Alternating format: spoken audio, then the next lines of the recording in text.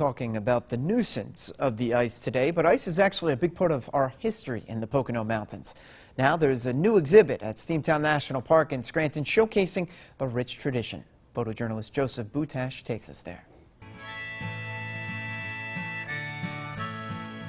It started well over 150 years ago. People think, ice was always around for their drinks and their food and their vegetables.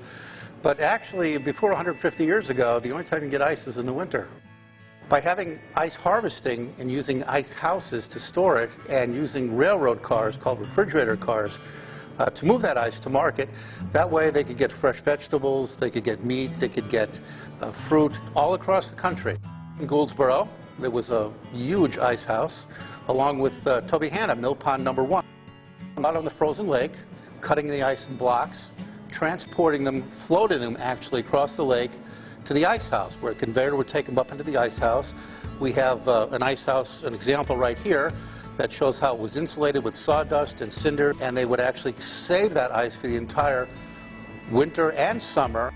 Right after World War II, when mechanical refrigeration came out, we'd have mechanical refrigerator cars instead of the insulated regular ice cars. People would get refrigerators in their house rather than the old ice box. Definitely a simpler time. People really all lament the good old days, but as I said, the good old days get better the further you get away from them.